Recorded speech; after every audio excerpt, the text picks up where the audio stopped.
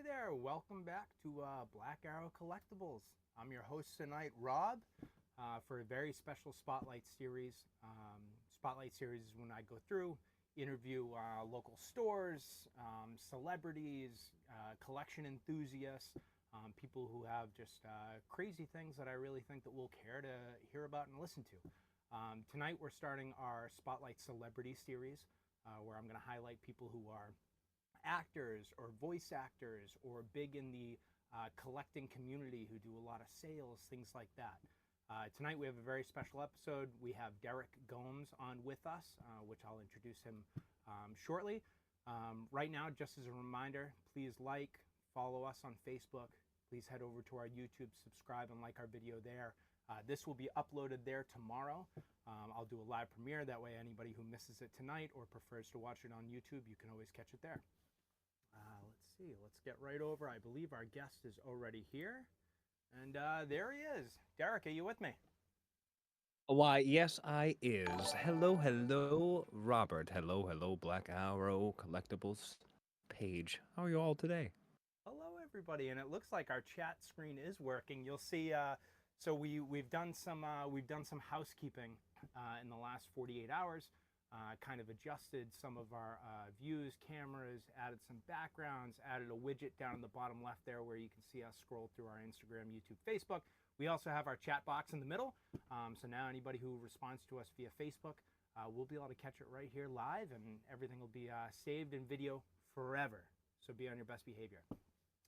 So tonight we've got Derek Gomes, prolific actor, voice actor. He's a dungeon master. He's a streamer. He's a gamer. He's a lover. He's a fighter. He's a father. He's a space cowboy. He's all kinds of stuff. Oh my God. That is like the ultimate title right there. The Space Cowboy? Oh my That God. is the intro. That is, I figured you'd appreciate that one. I Um, do. well, so the biggest thing right off the bat is Derek has a current starring role in an upcoming series called Angelic. I know a lot of people watching tonight are actually part of the cast and crew and familiar, excited to kind of get this off the ground and watch. What was filming like, Derek? You guys are all wrapped up for the first season, right? Just about. I believe the last day for filming is on February 19th, if I'm correct. Now, realistically, because of the role that I'm in, I got the nice juicy ending part of the season. And oh my God, I will say the read through that script was so wonderful. They themselves got something really special with this TV show, to be honest with you. And I'm super excited to see what the finished product comes out. Which I mean, if they're done filming, hopefully by February, hopefully we have a trailer drop sometime in spring. That's the hope. Oh, very good. Yeah, well, I mean, you know editing, you know how long it could take, you know how difficult and intricate it can be. What can you introduce us to the show? What can you tell us about it? Give us a brief synopsis. Yeah, sure. So the brief synopsis, the topic sentence, if you would. The TV show Angelic follows a journalist named Jordan. Jordan is an award-winning journalist based out of the city of Boston, and you follow her journey as she's trying to crack down and figure out what exactly is going on with these massive string of violence, from bombings to attacks that have been happening inside of her city. And realistically, it's a push and pull between not only her desire to figure out what the truth is, but also the ever looming force that is slowly revealing itself more and more as this massive, massive force that is willing to change the world in a matter of snapping their fingers. It is a great story through and through. But yeah, that's pretty much the synopsis of what the Angelic is. And I fortunately get to play the name of the series. I get to play the Angelic, which I can't throw too many spoilers out there for you, but it's awesome. It's so Very awesome. cool. So it's a big role then. So you're excited. This is the break. This is what you've been working towards. Hopefully. That's the hope. Hey, Yeah. the way that I see it with the talent pool that we have for this show, including the directors that are on there too. They put out a few movies already on Amazon Prime, and the talent that they bring in, the way that they shoot, it is very good, and the writing is fantastic. So I mean, you have a perfect storm for a perfect show that, if picked up by different networks or by just being put out there into the world, it could be seen by the right people, and that would be fantastic. But of course, we all know in this industry that it is the passion of the art that is what truly brings it forward. And if people really truly to appreciate your art and your form, then you know what? Monetizing it sounds fantastic. Why It the hell not? really, Make a career. I mean, it takes a lot of luck too. I mean, Mm. it's just like a band trying to get off the ground. It takes the right person at the right venue at the right time in the right mind space. I mean, there's so much involved. So what kind of Totally. show is it? Is it a thriller? Is it a sci-fi? Is it a mystery? I What want would to you call call it? I want to call it a thriller. I want to say that it's more thriller drama. So I wouldn't say so much of the scariness that comes with a thriller, but that suspense that comes along with it. Like there is I will say you end the episode, you want to know what's happening with the next episode. It does not stop burning you the entire time. So Ah, very um very cool. How definitely check it large of out. a series are you expecting? Are you thinking it's going to be like an 8 to 10 episode season? Is it going to be a, is the plan to make it a full length, 22, 30-minute episode kind of thing? What do you think they have planned for it? I think that this has the potential of to be definitely a two seasoner for sure. I mean, everything that they build up from the pilot all the way to to the last episode, it's the perfect crescendo to lead right into season two. Like they definitely got the formula right. That's Ah, for very sure. cool. Very cool. Well, I've been following them on Facebook. Everybody, you can go to our page. You can see it's Conceptions, right? It's Yeah, go ahead and iconic pitch the conceptions. company. Yep, Iconic Conceptions. So follow them, check out. You'll see all the updates on the cast. You'll see the updates on the crew and the members. I'm sure we'll get updates once the show goes live and once it is finished with the editing process, and Of hopefully we can all get to course, see it soon. you'll be first to know. That'd be the hopes. All right, but that's not your only acting credit. I know that you did a lot this summer locally in Yes. Massachusetts. What'd you do? I've had so recently over the past like I would say 2.5 years, I've been doing a lot of cracking down, kind of taking acting and modeling a lot more seriously, getting management and all that fun stuff. And on the way of getting that wonderful team behind my back, I did get the chance to work on the Walking Dead season 2 of the Dead City, which is a spin-off series for The Walking Dead. Um, it was honestly the most insane experience I think I've ever had on set. I mean, the caliber and size of this operation by itself was just intimidating to see. Just so many moving parts, but always to this one common goal. Like these people have planned meticulously to make go to set these things up, and really truly take full advantage of 24 hours to do what needs to be done. And I got the chance to be a zombie on there. I also got the chance to be just a background extra, wearing like military clothes and carrying military gear. And we filmed all around Massachusetts, everywhere from Taunton, where of course you guys are home based out of, over in that the old warehouses that are over there, Yeah, right, Orange right, right. Drive. Crazy set. But that was really cool. And we did Lowell, we did Waltham, we did Charlestown. I mean, we were all over the Massachusetts area. But it was really cool to kind of film something that you get to see that Hollywood magic of them trying to film something that takes place in New York, but they make Boston look like New York. And it's just so cool. But yeah, that's been my the creme de creme, if you would, of my summer experience was that we finished filming the Walking Dead. I believe my last day on set was February 13th, and the last day was February. No, excuse me, January 13th, and the last day was January 18th, July 18th. I have heard. I'm sure you spent almost no time in makeup. Oh, absolutely. I am natural born, decayed, and decrepit. I have It's like a read and heard so many stories about people sitting in makeup for 2, 5, 6, 12 hours.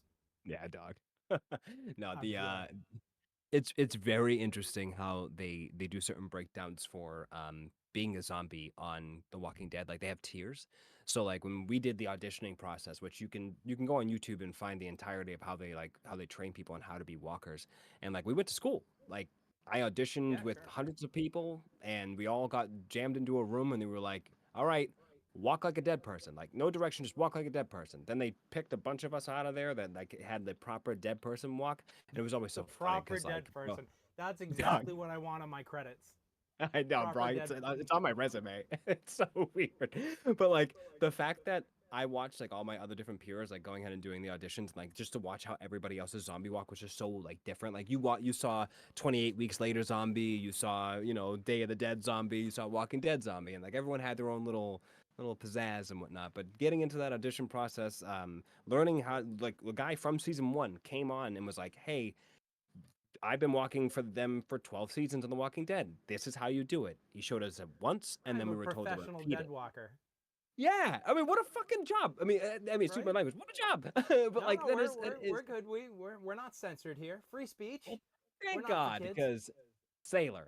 But it is so interesting to be a part of that process because you learn how to walk like their version of a dead guy, and then they put you in on set, and like when you're in the show, they have so many different tiers of how they do walkers. Like they have foreground walkers and like background walkers. So like you're only wearing like cloth masks. Then you have like masked walkers, which are like really detailed, like super like expensive Halloween, like we would see And in like like the Spirit up Halloween. close, the people who get real good camera time or close footage.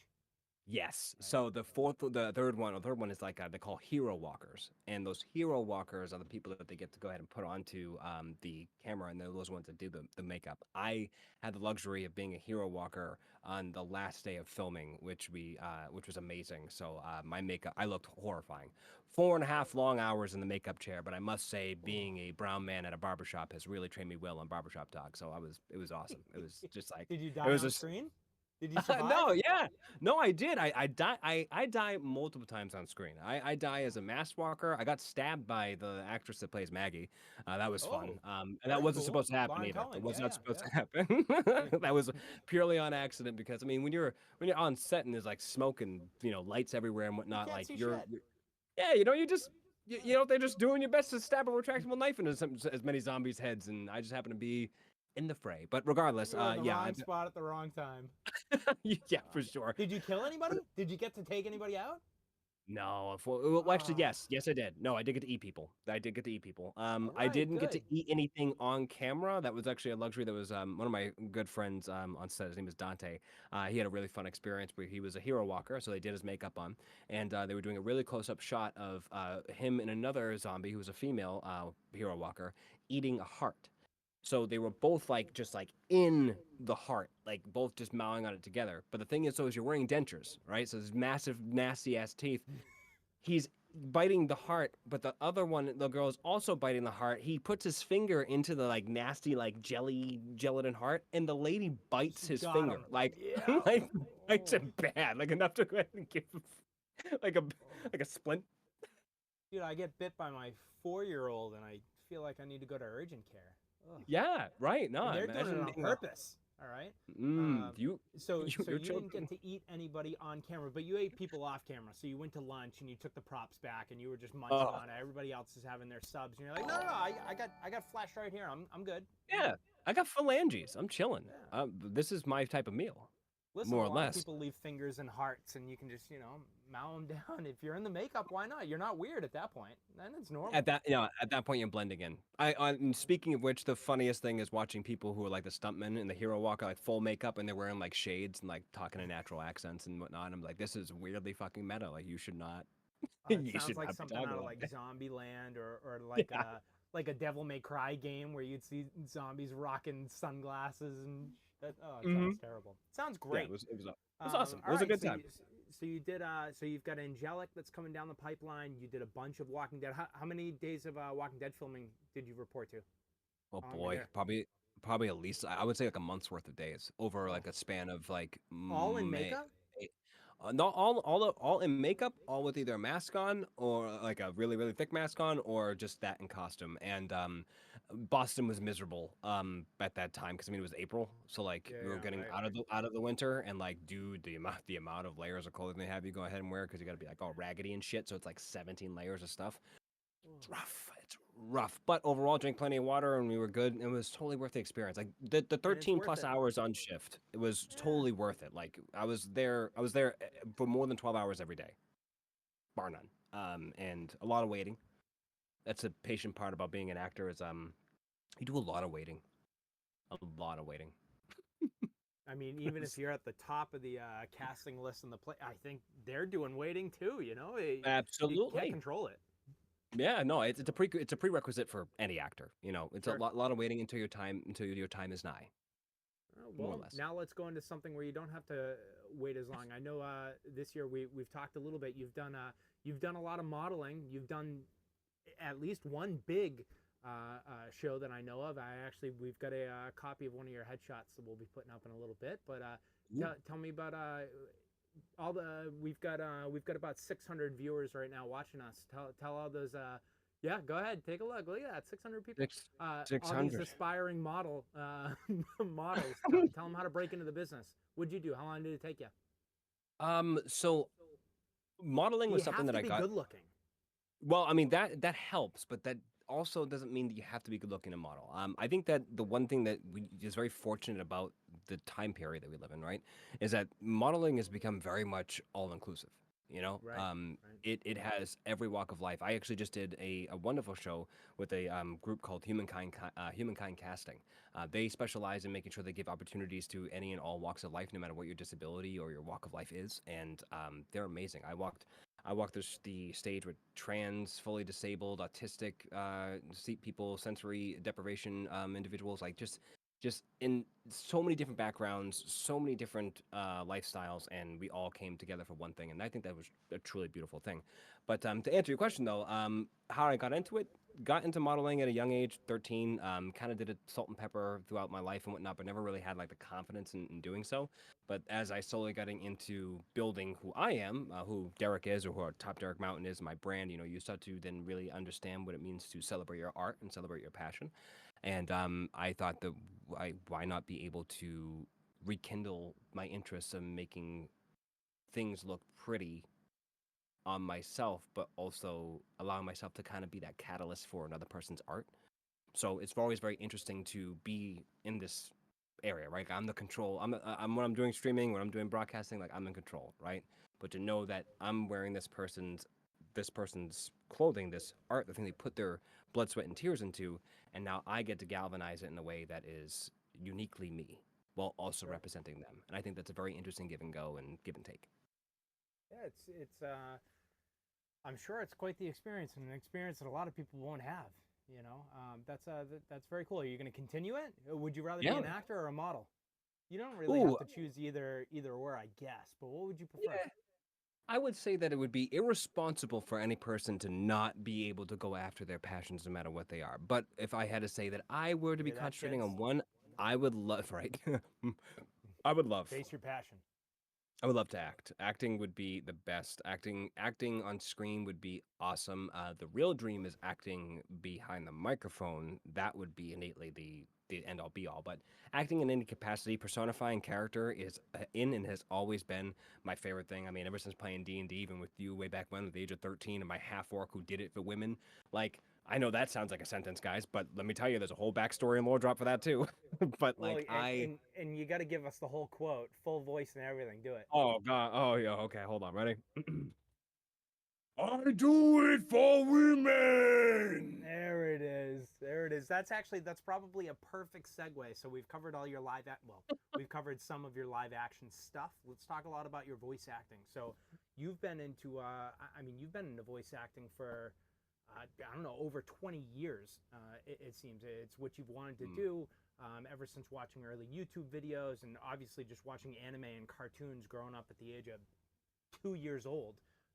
You've done a lot of voice acting. You do a lot of role playing. You do a lot of stream shows, things like that. yeah, Use this plug a little bit about what you do in streaming and gaming right now, and tell us about some of the voiceover work that you're doing currently. yeah, of course. So voiceover work has always been a passion for myself growing up. Again, personifying character is something that I've always been obsessed with. I also am obsessed with natural personification of character. For example, growing up on American cartoons, we grew up a lot with that, so we understand what it means to have the cadence as well as the emotional tone that comes with performing.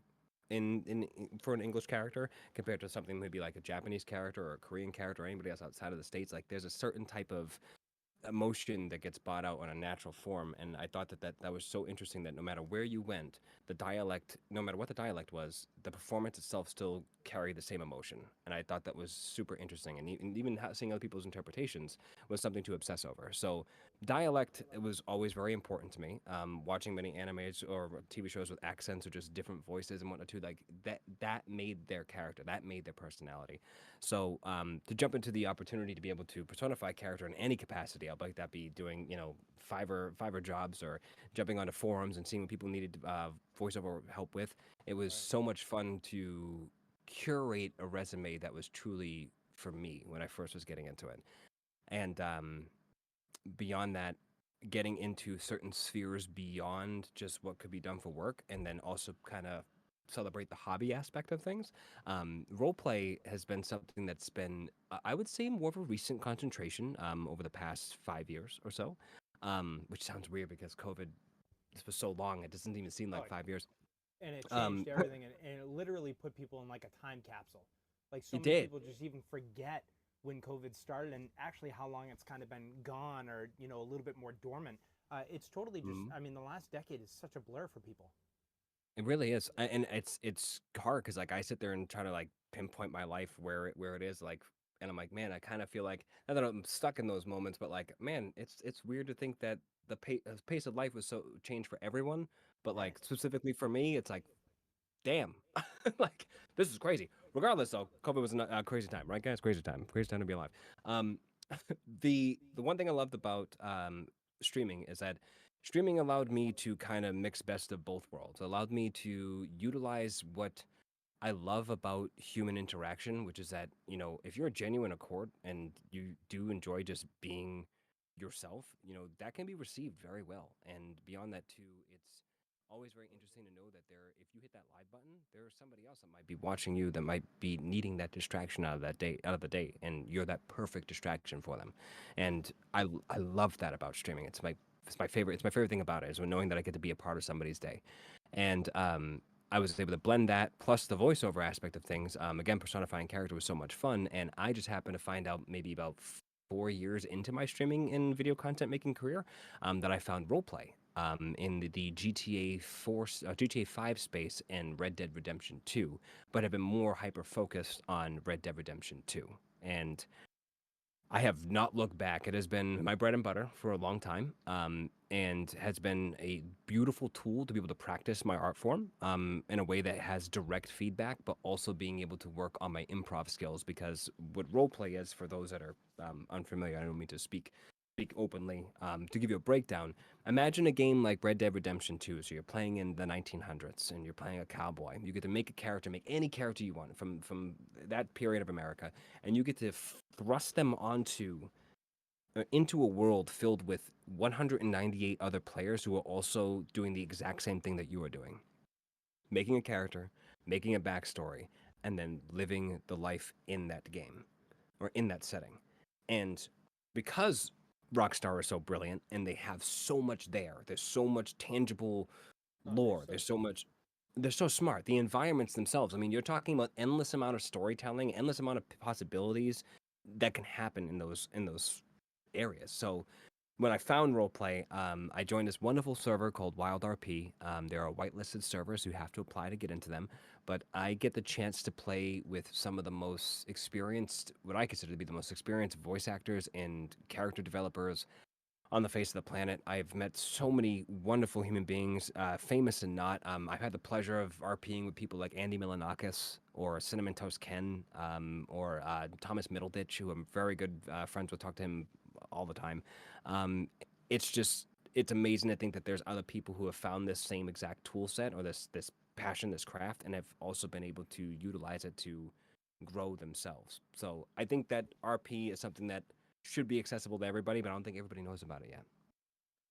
And it's niche is not the right word, but there's some startup to it. You got to have the device, you got to have the mic, you have to have just the ability. You can't. Most people who do it, they're charismatic, they're working on crafting their voiceover talents, and they're working on their comedy sticks and stuff like that. I mean, you don't have to. None of that is a prerequisite other than having a mic and a computer, I guess. But Of course. yeah, that's very neat. So 200 people to a server, roughly. Roughly about, yeah. For GTA, it was around like 300, because they had this thing called one sync, which is imagine it's a biggest server, if you would, and eventually that one sync came to Red Dead, and you can be up to 300 people on the server, but to make sure that server quality is where it needs to be, they usually cap it at like 190. Where do you prefer to stream? How can people catch this? Is it a YouTube? Is it a Twitch? Do you have backlogs of videos? Oh, I do have some backlogs of videos on my YouTube channel, but the most recent characters that I have played, I did purge my Twitch account probably like 3 months ago. It was all the videos on there because it was like 8 years of VOD nonsense. Stuff. But it was just a lot of stuff. But it's you can go on Twitch and you can see me live. I'm live usually 2 to 3 days out of the week, depending on where my schedule ends up fitting. You can keep up to date with me on my Discord, which all of this you can go on to twitch.tv/atop Derek Mountain. That's ATOPDEREKMOUNTAIN. That's how you spell. And you can follow me there and find every single one of the Discord invites, all of our ways to get in touch with our community. Follow me on Twitter. There's a lot of ways to keep in touch with me to figure out when I'm going to be getting on and what the goal is. But I can announce this. I can announce it now with a great confidence that I will be getting back into streaming on a schedule starting up after Valentine's Day. Ah, good. So Oh, it's that's going to be exciting. really good. Yeah. I've watched a bunch of your streams. I look forward to catching back. And what I'll do is once this video is posted, I'll make sure that I get all your handles, all your links. Those will go onto Facebook. And then tomorrow, when this is uploaded to YouTube, we'll put everything in the bio. That way, people can just click. You don't have to worry about slowing it down and listen to that reading. He spits out those letters so quick, you'd have to drop down to half speed just to hear it. Yeah, All yeah. right, That's good, that. good. That's that Northeast Um, for you. the Red Dead, man, you just and you can't break character. It is how often have you broken? Oh, all the time. Come on. Listen, first of all, I love the laugh. I am the first person to crack a joke or make a joke that you probably think, yeah, that guy probably shouldn't have made that fucking joke. Because I find innately everything hilarious.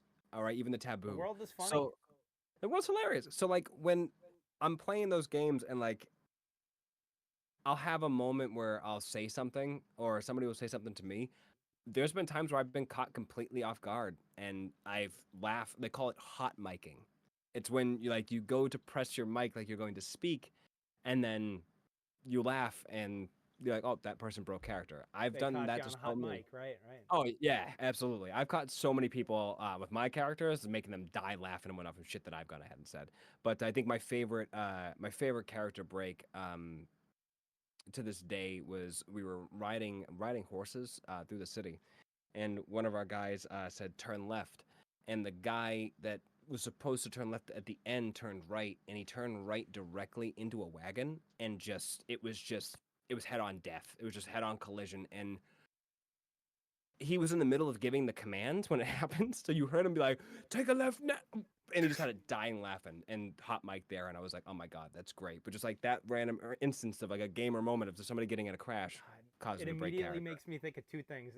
In Back to the Future, when Biff turns into the manure trucks and stuff like that, and he just literally just eats shit. And then in The Office, I don't know how much Office you've watched, but I've there's seen a an decent amount. excellent. There's a great part where Michael and Dwight they're following the GPS, and the GPS is telling Michael to turn.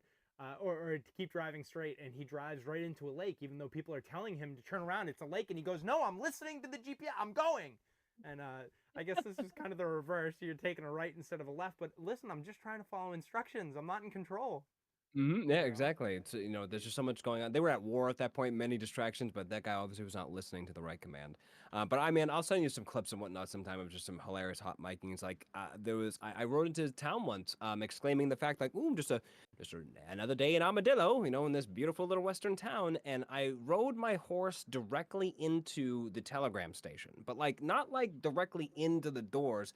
I'm on a horse. I hit the top of the telegram station. So the horse keeps going and I just stay back. And then my horse came out of the telegram station as the other two people I was trying to meet were laughing their asses off at me. My horse then ran over to them and kicked them in the face. Again, horses are something else in Red Dead Redemption 2. They're just a good Wingnut over here. Yeah. different breed. Different breed. And the Telegram's post, everything was down for the next 3 hours because of the snafu that you had. You It can't wa have horses going through parts of business. You y can't do that. exactly. Nay, you can't have Nay, that. Nay, nay, nay, you can't have that. absolutely. Nay, no, What hey, nay. What are you doing other than streaming and RPing? Are you involved in any D&D right now? You doing any DMing? Ooh, Do you no, even you know have what? time? It's having time to DM is difficult. I mean, you're It's so talking much about time. something. It takes so much time to curate a world. I mean, as I love D&D is so Dungeons and Dragons. For those who are not familiar with the acronym, nerd. Um, D&D is so absolutely phenomenal because of the fact that you get to utilize imagination's playground by building a world for somebody else to physically put their imagination into. And when you're trying to build a world that has enough like reaction to interaction, that takes a lot of time. And the last time that I got the chance to DM was back in 2022. So it's been actually 2023. 2023. I went to It's PAX been a minute. East and got the chance to DM for Coyote and Crow, which is awesome. They're an all indigenous backed, not only backed but also run TTRPG game. Where it's kind of like a retelling of the story of imagine if the Americas, the entirety of the Americas, were never colonized. Mm. And there was like this great gift that landed from a meteor years ago that caused a massive ice age, making all the natives pretty much live huddled underneath together underneath the earth. And like as the ice age melts, they find this gift and they're able to imbue the gift not only into animals and creatures, but then into themselves too. But they do that.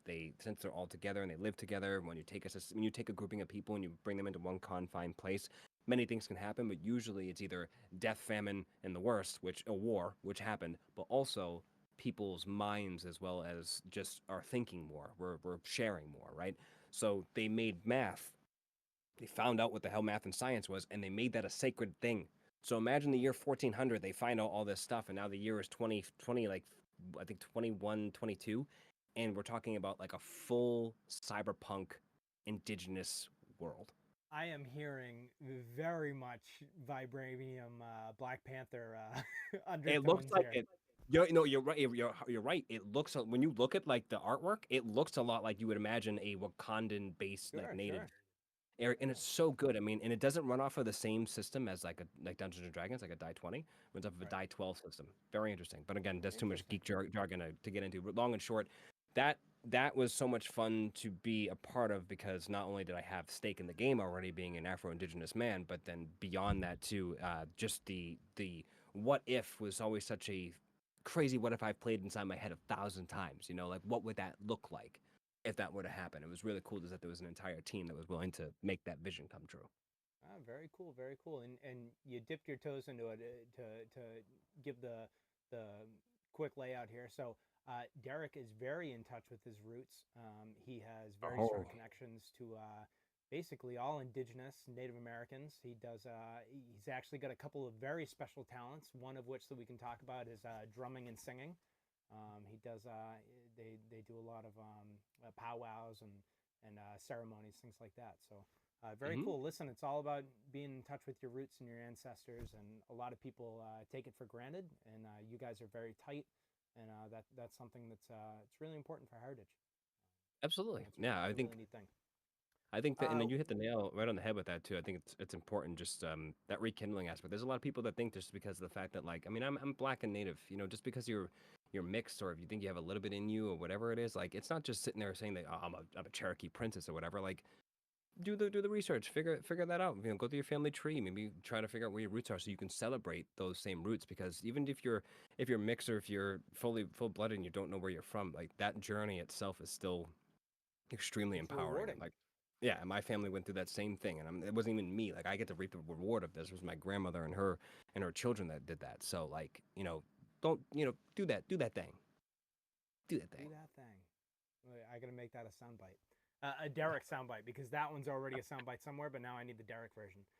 Heard. Give us let's bring it back to the beginning of your journey. Why don't you break down?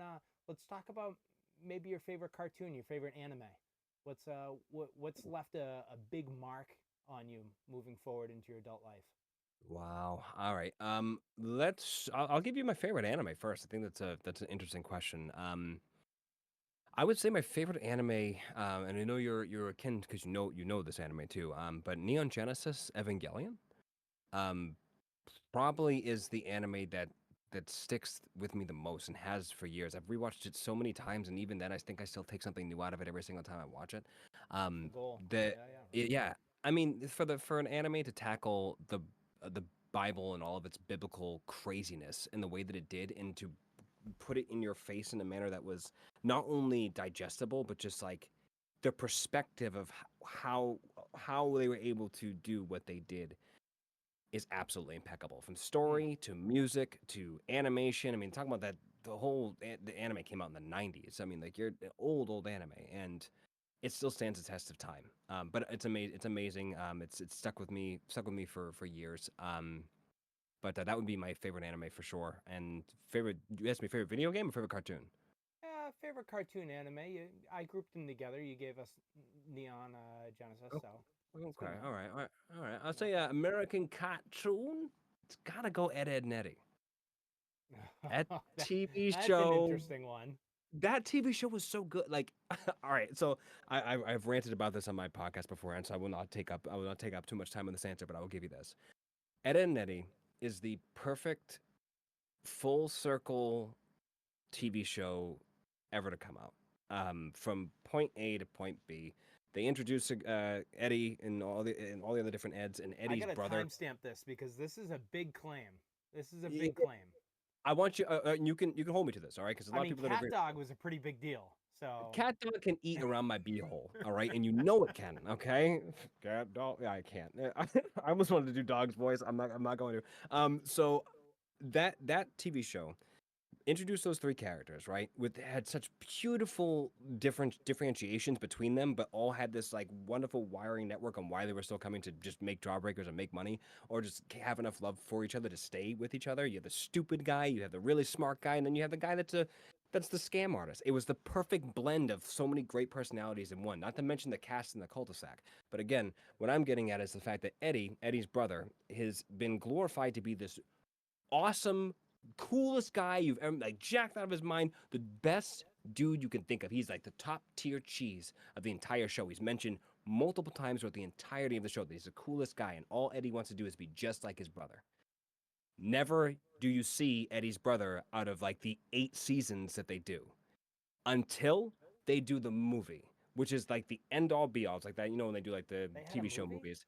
They had a movie, and the Okay. movie is about the Ed brothers leaving the cul-de-sac, which they never do. You It never leave the never happens. cul-de-sac. You never leave the cul-de-sac. It's like it cults the sack. You don't leave it. So they themselves leave the cul-de-sac.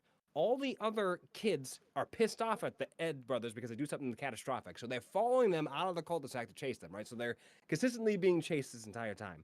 They get to Eddie's brother's place, which he lives in a fucking trailer park, of course. He gets there, and A you lot of us do. find out that Eddie's brother is a massive piece of trash. He's just the worst freaking thing on the face of the planet. Like, beats the crap out of his brother and embarrasses him so bad by the time he gets there that by the time the kids get there to go beat up the Ed boys, they're just as pissed off about it to the point where they fight Eddie's brother and beat the crap out of him and whatnot. And it's like, it's just You, the you know full what the lesson circle. is, right? Sometimes it's Ugh. just not worth meeting your heroes. Yeah, that's exactly it. And it's like for them to hold on to that facade for that long, it was just such an earth-shattering revelation to just to see all that glorification just fall apart. And it was a beautiful, beautiful moment. Like I highly recommend you watch it. If you have not watched all of Ed and Eddie, it will make you laugh the entire time. It's so funny, and it's got really great messages in it on top of it too. The voice acting is great, and the ending is just fucking bar none. Bar I none. have probably right here somewhere, which I haven't done any videos about my collection. Hey, go figure. How about this right here? This is actually a pretty rare game. That is a tricky game to find. It's not overly valuable, but tough to find. And I acquired the Ed and Eddie game probably about 2 years ago. And what are the chances that it's literally sitting right there? But That's yeah, hilarious. I'll have to go through it. Maybe I'll do a quick something on the game or on the show and the movie. I'm not that connected to the show.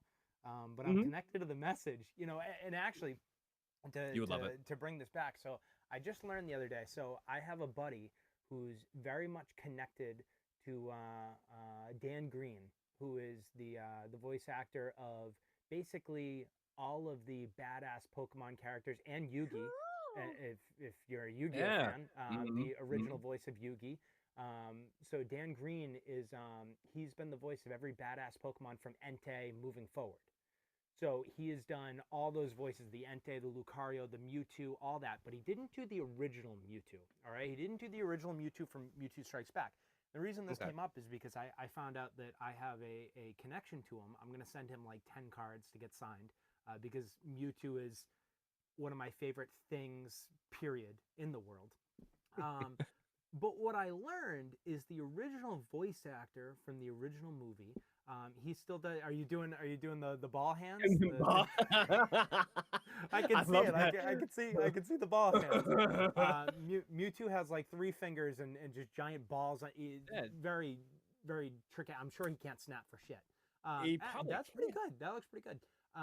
The original voice actor from Mewtwo Strikes Back, he did Mhm. the voicing for that, and he still travels around and he still does a lot of lines like the circumstances of your birth and stuff like that. He still says a lot of it. He That's forgot awesome. that he was Mewtwo. He was one of those actors who filmed it, who did the voice acting. He did it quick, and then the movie didn't come out for a while. And he said it was Um, probably like a year and a half after the movie came out that he was at a con for something completely different. And people were asking him to quote Mewtwo and stuff. And he's like, I actually completely forgot that I was him. I didn't really know what it was. And I think that this happens a lot with voice acting because people might do a performance today and the show might not come out for mhm. 4 years. And Yeah. and or the dubbing or the live action, and they just Mhm. completely forgot they were a part of it. But I'd love to get his autograph because that's my Mewtwo. Yeah. But the guy Really who's should. currently doing Mewtwo and Entei and Lucario and all the Yugi stuff, and that's pretty cool. And so I'm probably going to get Yeah. him a couple of cards. But, anyways, the reason I was saying this is be careful about meeting your heroes. I could have met this guy 20 years ago and he would have been like, I'm who? Who Yeah, is about to this? say, I shut up. could just picture Shut up, myself kid. crying and being like, you're such a big deal to me and you don't even know who you are.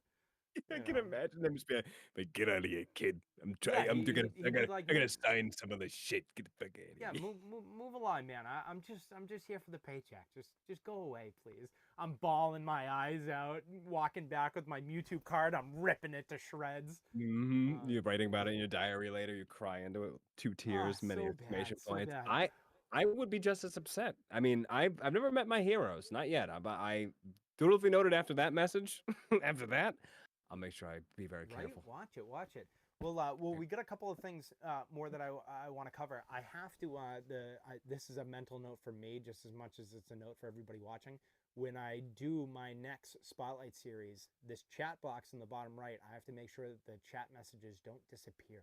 Right now, I think they're Mhm. fading out after 10 seconds, so nobody can see what was written beforehand. But I'm leading into this. If anybody has any questions, if anybody wants to ask Derek any questions, this is the time. You can start writing them through as we're kind of wrapping up a few more things that I want to cover.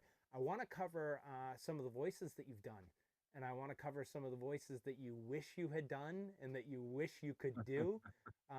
What were some of the early voices that you can recall, reenacting and think about the things that used to make your brothers and family laugh. What are you good at? What do you like to do? What do you still do? Yeah. What do I still do? I mean, shoot, changing my voice has always been a lot of fun. Accents have always been a good time. That's where it all started. It started, watching um, British TV shows and TV shows with like Russian bad guys and whatnot too. And like as soon as you hear da, das vadanya, you're like, oh, inside eventually they start to stick a little bit, and then You can't do eventually you anything have to other mimic. than Russian and Slovakian. Once you hear that, it's Yeah. like an earwig and it sits in you, and then the rest of your day you're talking like that. It's so bad, like, because I'm a mimicker by heart. That's why I like being a bartender. That's what I do, just as my monetary job. And like, it's the worst when you meet somebody who's from overseas or a different country, and like they start talking to you. And like, there was a guy. I'm doing it right now. There's a guy from Tennessee. All right, And no joke, as I'm talking to him, I'll take a burger and I'm gonna can I borrow you some ketchup, but put that on the side. And I was like, yeah, of course, sir, you can have whatever you like. And I'm like, oh And you're like, God, sir, I am so sorry. I'm so sorry. I didn't mean to appropriate your white ass. I'm sorry, my fault. Don't hurt me. But it was just like it can be bad. But the voices that I used to do, other than just accents and mimicking, of course, I used to always stick to like some of my favorite cartoon characters. Like you got Mickey Mouse and whatnot. That was always fun to do in the house. Uh-huh. But like I watched Dragon Ball Z, so Hercule was always really big. Krillin, every time he would die in Dragon Ball Z Budokai 3, had a really funny way of going like ooh, ooh, ooh, like he would just fucking always sound like he was getting thrown down the stairs and whatnot, and I would mimic that. Which he But probably was. So yeah, pretty much. But yeah, so I mean, I really enjoyed Hercule from Dragon Ball Z. I mean, I could do other different cartoon characters. I like to think of myself as a monkey that one can go ahead and prod, but who doesn't like to go and well, show off? Um, we got a couple of call outs. So we've had some people ask for give us a line or two from the Joker. Give us some Joker lines. oh boy, oh Give us Darrell, something. you would do that. You would do that. I like you. I like you a lot. All right.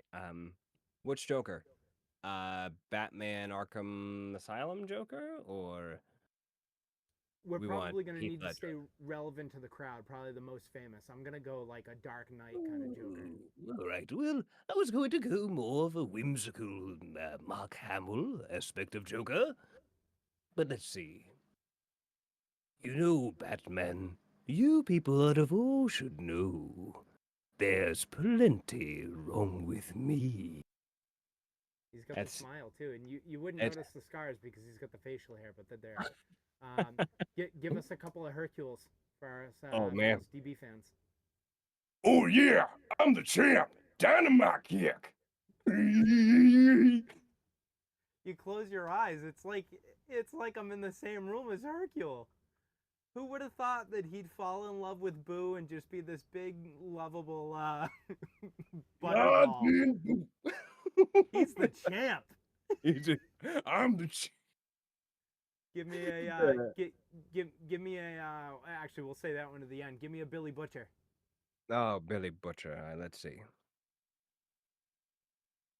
You know how old I excuse me, vocal crack. You know how old I am, Amsterdam? I'm 42 years old. Do you know how I lived this long? All these years. Fear. The spectacle of fearsome acts. Somebody steals from me, I cut off their hands. They talk ill of me, I cut out their tongue. They rise up against me, I cut off their head, put it on a pike, raise it high so the entirety of the town could see. That is what preserves the order of things. I Fear. got the chills going. Sorry. Like you're looking deep into my soul. All right, now That's called camera contest. there you go. All right, now let's Um, break the voice box and go for well, broke here. Give us some Gollum. some Gollum. Oh boy. Here we go. Writes it. That's it. Must have the process. They stole it from us. Sneaky little hobbitses.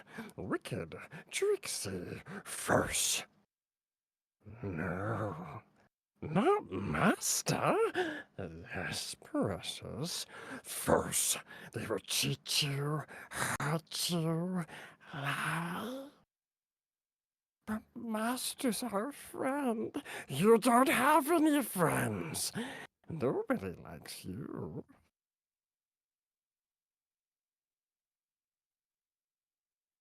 Circus better watch out. He hasn't liked playing this character now forever, anyways. So maybe you could just start stepping in. I think he's pretty much given up on No. Gollum at this Oh, point. oh, please! Andy Serkis is a monster. All right, he's a He monster, is and tremendous. nobody can touch that man in mocap, and nobody can touch that man in a lot of his voiceover work. Oh I mean, the God, fact his that he played mocap. Snoke and Gollum is kind of cracked, is it not? And like a handful of apes in Planet of the Apes movies and stuff, right? That too, and he played King Kong in the Peter Jackson film. The dude's literally a monster. He's literally a monkey. He is. He is. He He is. literally is. We've got a real tangent question here from the little girl out back in the corner. She's asking if you've tried the new cold foam at Starbucks. I don't know who would say that. All right. I see her. She's sitting down in the corner over there. Yeah. Here's the thing. It is delicious. It is absolutely delicious. I'm a massive fan of coffee. Too much so. As a voice actor, I should not drink as much coffee as I do. But Oh, it kills the voice. It kills the brain. it destroys. No, Mm, no. We mm, don't. We don't. We don't mm. say that. Shut up, bro. You drink There are soda. worse things that you could do. Coffee is okay. Hurt. Right? Yeah. Right. So, but I have tried it, and it's absolutely delicious. Thank you, Liv. Thank you for that. I appreciate it. Hi, Very Corner. good. Very Hi, good. Corner girl. Well, Hi. yeah, corner girl. That's basically what we call her. Get in the corner. Give us we're at the point in our programming. Give us some plugs. Talk about your future. Talk about your channels. Talk about what you're most excited and what you want to push the most. Yeah, no. Let me shamelessly plug myself into oblivion. So, Yeah, just unroll the scroll and just start reading from it. on the first day decreed by the God said on Black Hour Collectibles page, The Derek day of no. the Lord, September 14th. On the first day, God said, "Let there be brown folk from a mountain who reign supreme." That is not what God said. That's exactly. Oh my God. So my name is Derek. Derek Gomes, for those that are more of a personal nature who might be tuning in, but for those that care beyond the point of who I am just as a person, there is what I go ahead and create, and that is on top of my mountain atop. Derek Mountain, the channel. You can find me literally on any social media platform from Twitter all the way to Twitch to YouTube, Facebook, and anywhere else where you'll find hopefully something that puts a smile on your face. I do like to think that my goal is always to be as funny as I possibly can go ahead and be. And I really hope that people get to laugh along with me as I get to laugh at myself a lot of these times while I get to edit these things and put things out there. So feel free to go ahead and follow me on any of those. Subscribe to me. I would really appreciate that support. That'd be wonderful. What you can look forward to after doing those wonderful things is that what we have planned for the channel is we have some great uploads coming to YouTube. We're going to be doing our NPCs All Podcast Season 2, which will be awesome, which you're going to see a lot of our larger updates on there. Also, updates on Spotify too. We'll have our entire episodes on there too. There is also, yeah, it's in podcast form. You can be able to see it fully recorded podcast form, but also recorded like a radio show would usually be, and that's going to be on Spotify. Also, I'm returning back to live streaming on Twitch. I did take about a 10-month hiatus away from streaming, mostly because of the fact that I need to fully concentrate on other different artistic endeavors, hence the modeling and the acting, which has been awesome. And then I also been able to take care of my children as well as my beautiful wife, and taking the time to do so on that. So I have now been able to manage my schedule while I'll be able to come back to live streaming, which means for those that know of my RP, I'll be role playing again as my characters. You will find Zhang Wei, the mining Mughal that he is. You will find Wetruge, Elder Wetruge, who loves to give wisdom and such great capacities for the Creator. Oh. And then, of course, there's D'Lo Brown, who, what's up, player? How you doing, sucker? It's gonna be a good time in Browntown. You feel me? You'll be able to catch all of that in that 1900 setting, and then some and more. And maybe I might just see a snake oil salesman named Walter Cross. He was my first character, and I got a video coming out with him as well. But he was a lot of fun. Imagine the mustache. The whole reason why this mustache even exists is I played a very aristocratic white dude who was a scam artist, and he sounded like every transatlantic salesman you've ever met in your entire life. Black Arrow Collectibles? What the hell do you mean? I want to make an advertisement for you, my boy. Have you gone ahead and seen the snake oil tonics that I have? It can not only cure halitosis, but also burns your wife away to hell. Ooh, I might need to pick up some of that. Sold! Sold to But, the Man in Black, the white guy, Man in Black. Well, before we take a trip down to Browntown, I wanted to finish up today. I grabbed a couple of pictures that I want to put up, and I want some initial thoughts. These pictures all contain you. Even one of the Okay. pictures that you think might not contain you, it's definitely you in I costume. I don't have proof of it, but I know it's you. And hate this. so let's go to the first one.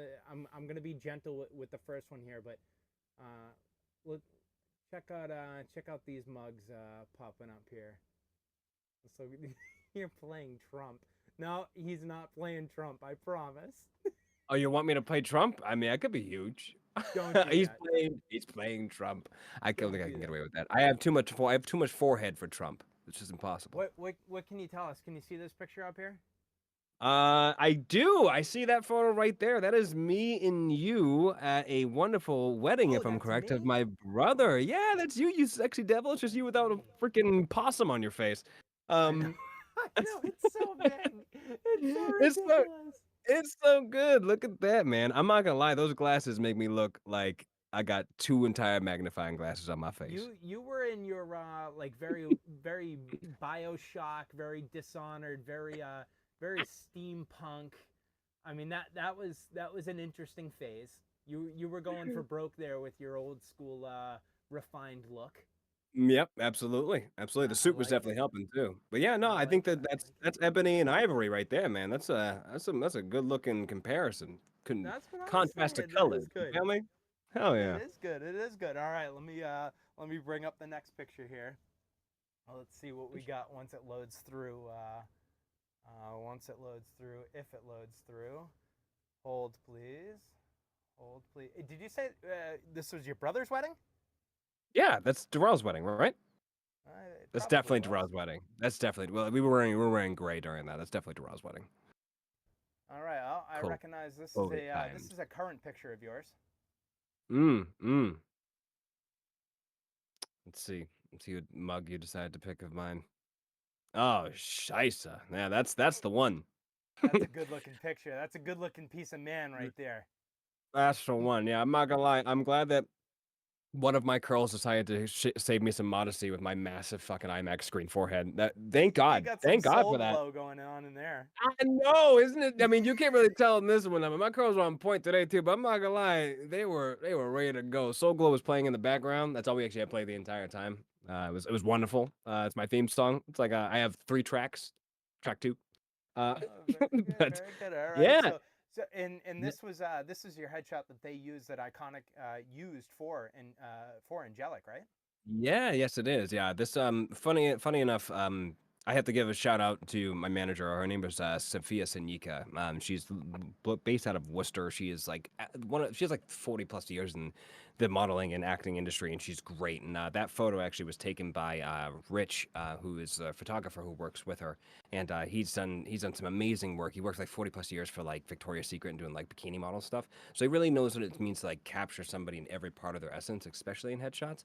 And I honestly, if it wasn't for both of those people, my face wouldn't have been shot like that. I wouldn't have had the opportunity to be in front of that camera. So yeah, I'm very grateful for y'all. And beyond that too, that was my first. What you're seeing right there is what would be what I consider my first professional studio print headshot. So it's very. Well, and we follow it. I know that you said that they were big with Victoria's Secret in the bikini shots. We're gonna Mhm. follow this one with wait. What a segue, dude. What a fucking segue. It's a good segue, right? It's a good segue. This one, this was you when you were doing your Sex in the City tribute, I believe. Sex and the City tribute. Are my nipples out in this? No, not in this one. Not in this one. Okay, good. Yes. Okay, modesty check, man. Fucking Christ. All right, let me see. Hey, yo! Is that me? That is you. Mm. Wow. Why is my foot in the air like this? This is. Because you were cute, man, and I believe you have a donut in your hand. I think I do. That or it's a rogue bagel, half a bagel that I would happen to be gorging on and whatnot too. This is a very interesting photo because I think I've only ever seen this photo once in my entire life. One time.